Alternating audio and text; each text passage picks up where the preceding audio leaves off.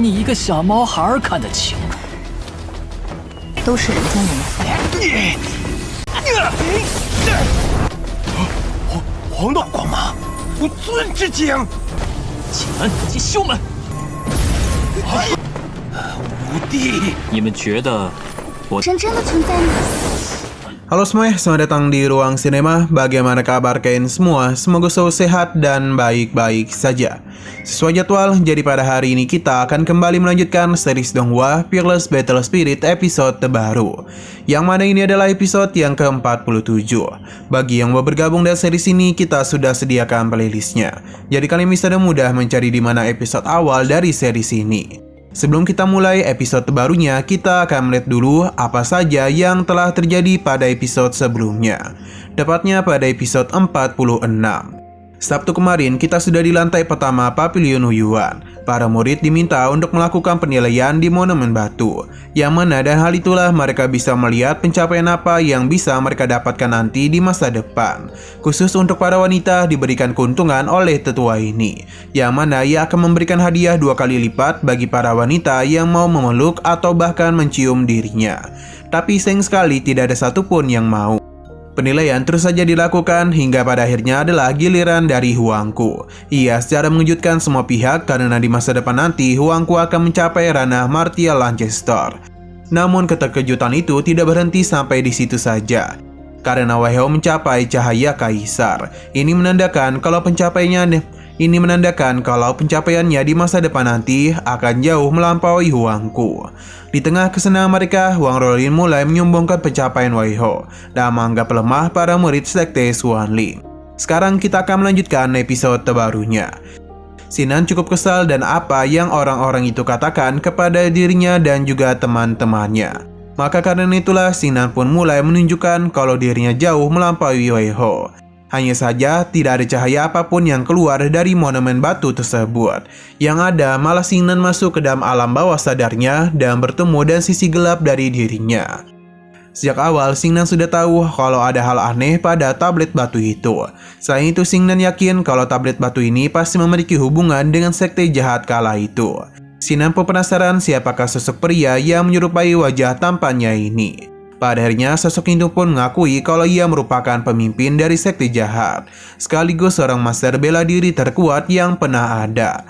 Andai saja lonceng sialan ini tidak muncul, mungkin hal-hal buruk tidak akan terjadi kepadanya. Oh ya, lonceng sialan yang dia maksud adalah Pavilion Huiyuan. Lanjut, sosok ini begitu marah atas apa yang telah dirinya alami. Berkat dendamnya itulah jiwanya pun tertinggal di sini dan hidup di dalam monumen batu. Alasan ia melakukan hal ini adalah untuk menunggu dan terus menunggu tubuh dengan talenta hebat, agar secara diam-diam bisa mengambil alih tubuh orang tersebut. Setelah menunggu dalam kurun waktu yang sangat lama, akhirnya sosok ini pun menemukan Sinan yang cocok untuk dia ambil alih. Sinan akhirnya tahu kalau batu ini sama sekali tidak memiliki kemampuan untuk bisa melihat pencapaian apa yang bisa mereka dapatkan di masa depan nanti, dan hanya sebagai media penilaian untuk mencari tubuh yang cocok untuk dirinya gunakan. Sosok itu pun membenarkan hal tersebut. Ia sama sekali tidak menduga Sinan bisa melihat semua itu dengan jelas. Padahal tetua yang menjaga lantai pertama tidaklah mampu melihatnya. Sosok ini tidak yang berlama-lama lagi dan berencana untuk mengambil alih tubuh barunya. Hanya saja Sinan tidak takut kepada sosok ini. Selain itu, jiwanya juga sudah semakin lemah, jadi seharusnya ia bisa sadar kalau kemampuannya tidak akan bisa mengalahkannya. 所以石碑根本没有预测未来。没了，你一个小毛孩看得清楚。 Di sisi luar, Sinan mematung yang membuat teman-temannya kebingungan mengapa tidak ada reaksi antara Sinan dan monumen batu tersebut. Huangku merasa kalau Sinan sama sekali tidak memiliki bakat apapun. Jadi dia pun mulai meremehkan kemampuannya. Selain ia, Weihao juga memberikan ejekan kepada Sinan. Dia yakin saat ini Sinan pasti merasa begitu malu di hadapan semua orang. Saking malunya, ia tidak bisa membalikan tubuhnya. Wang Rolin meminta untuk mengaku saja kalau ia hanyalah sekedar sampah. Di saat yang lainnya mentertawakan Sinan, hanya Chen Su'er saja yang terus mendukungnya. Sedangkan di sisi luar Pavilion Huiyuan, orang-orang mulai menganggap Sinan hanyalah sekedar sampah. Jadi lebih baik ia tidak membuang-buang waktu mereka.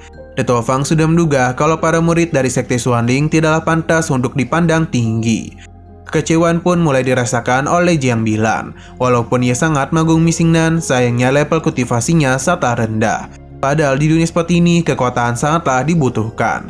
Walaupun seseorang memiliki karakter yang sama, namun dia pasti akan yang menjadi terbaik di antara orang-orang lainnya.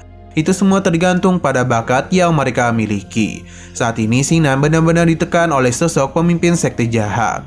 Secara perlahan ia pun mulai menyerap jiwa Xingnan. Hanya saja Xingnan tidak tinggal diam dan terus memberikan perlawanan. 凭着有点气宇，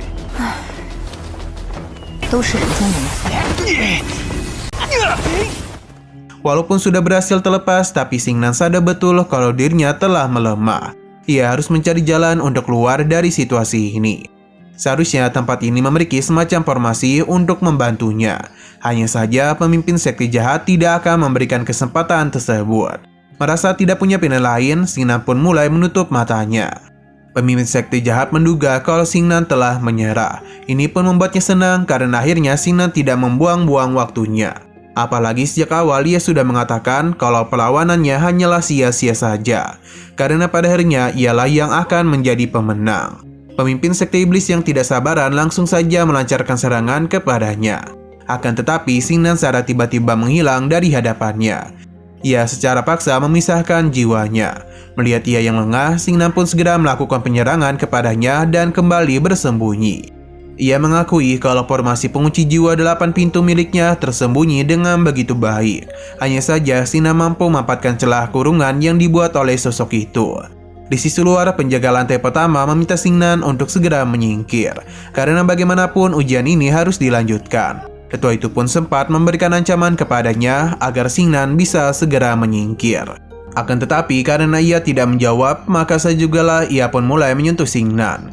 Namun sesuatu pun mengejutkan dirinya karena ada semacam formasi yang melindungi tubuh Xingnan. Tidak berhenti sampai di situ saja, monumen batu ini juga mulai bercahaya, layaknya cahaya kaisar. Wei Hou dan yang lainnya tentu saja terkejut, padahal sebelumnya tidak ada reaksi apapun. Lantas bagaimana bisa cahaya kaisar muncul secara tiba-tiba? Bahkan cahaya kaisar yang Xingnan keluarkan berbeda dengan milik Wei Hou. Cahaya itu seakan-akan menguap dan mungkin memang bisa melampaui milik Wei Hou. Benar saja penjaga lantai pun terkejut. Pasalnya inilah inti dari seni bela diri. Wei Hou tidaklah terima kalau dirinya dilampaui.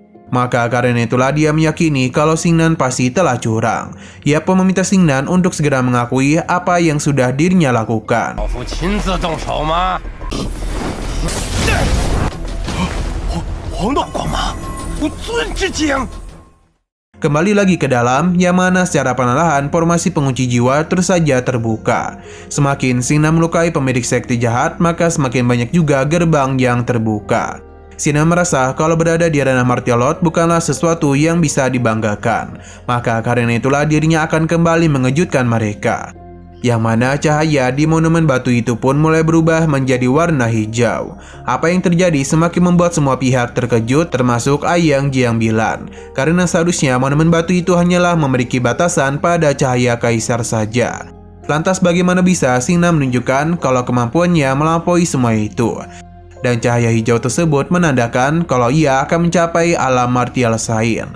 Namun Xingnan menganggap kalau alam martial sains ini barulah permulaan, karena dirinya akan menunjukkan kalau dia bisa melangkah lebih jauh lagi.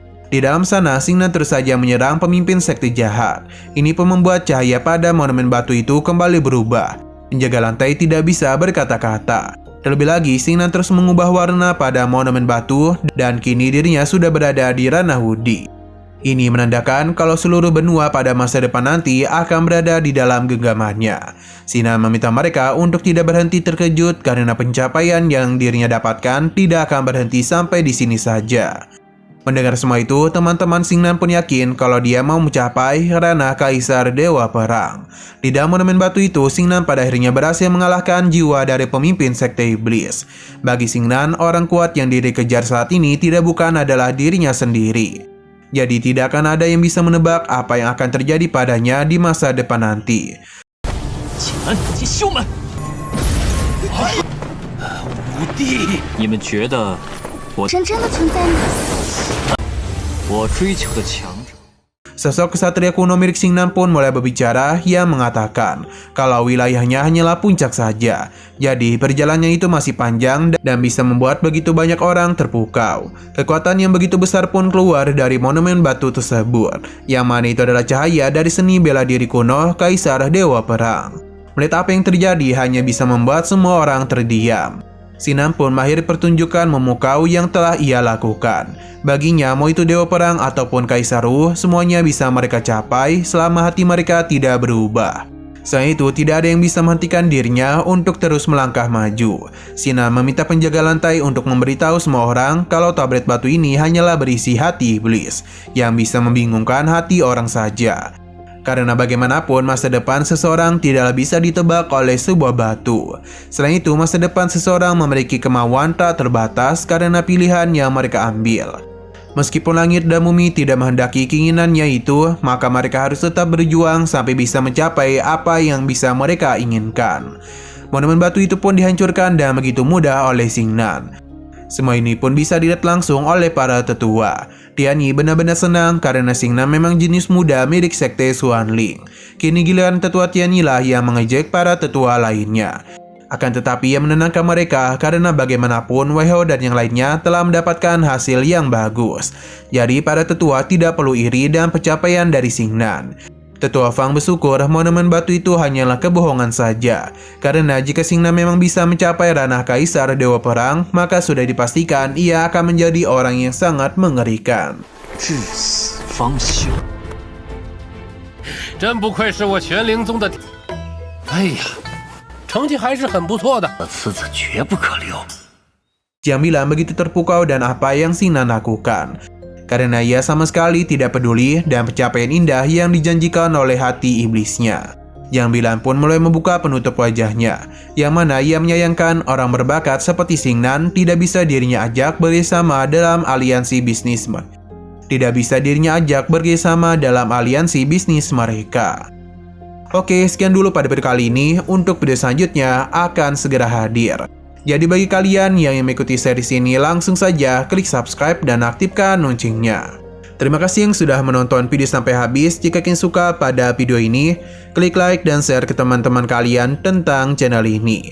Dan ditunggu aja kelanjutannya. Oke, sampai jumpa di video selanjutnya.